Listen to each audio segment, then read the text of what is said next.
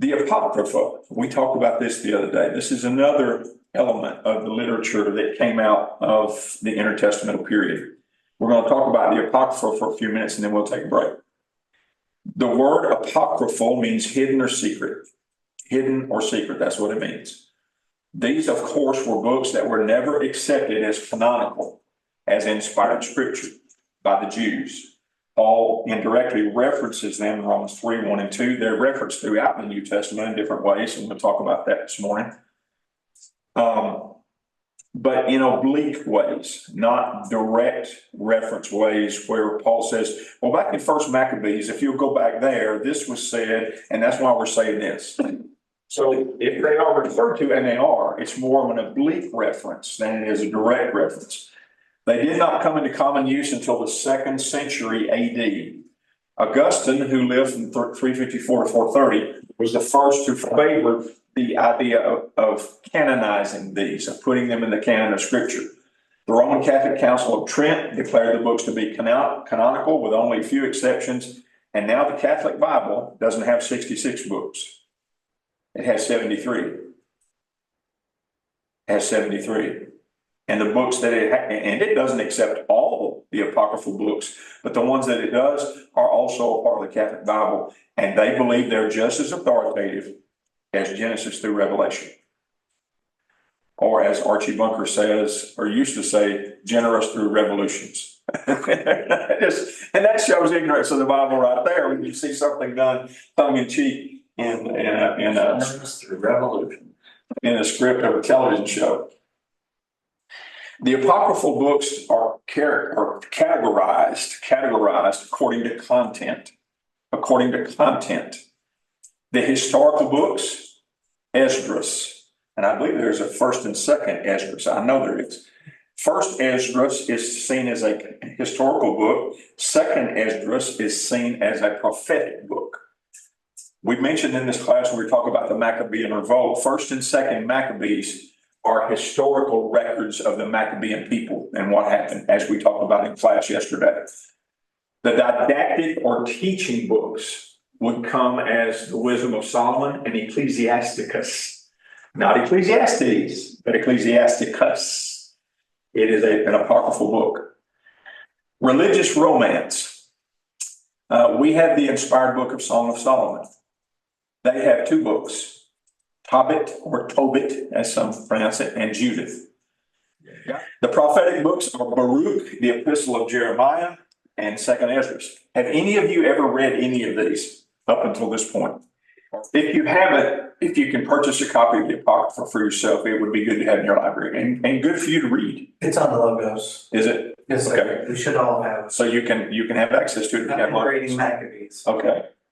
The books of the Apocrypha that are called legendary. These are books that are recognized as historical accounts of somebody's life.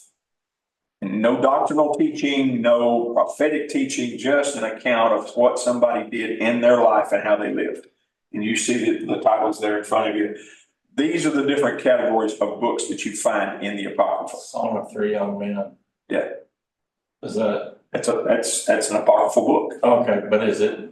It's about 3 brothers. Okay, so it's not Hananiah, No. Azariah. Well, I don't think it is. Some say, maybe so, but it's not inspired. Right. So it could have been somebody's far out, okay, let me take these 3 and write my own twist on this. I don't know, but it's a story about 3 siblings. And it's legend. That's what it is. It's just legend. There are lots of errors in the Apocrypha. Let's talk about a couple of those and we'll go to break. In the book of Judith, Nebuchadnezzar reigned in Nineveh and was king of the Assyrians. Judith chapters 1 and 2.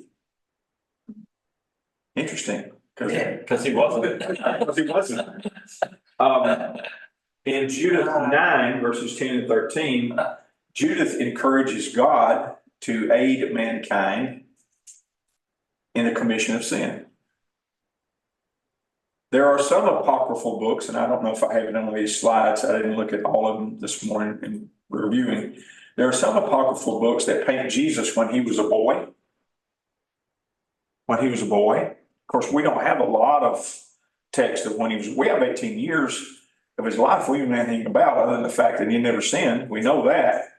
But some of the apocryphal books have him as a boy, going around as a boy and playing and just amusing himself with his miraculous power. And I forget which apocryphal book it is, but one of them has him taking mud and making the image of a bird, blowing life into it and watching it fly away. Yeah. Another one has Jesus on the playground playing some sort of game with his childhood friends. And Jesus is running and somebody trips him. So, like boys will do to boys, somebody trips him. Jesus turns around and strikes him dead. So those two things alone show me What he was making. this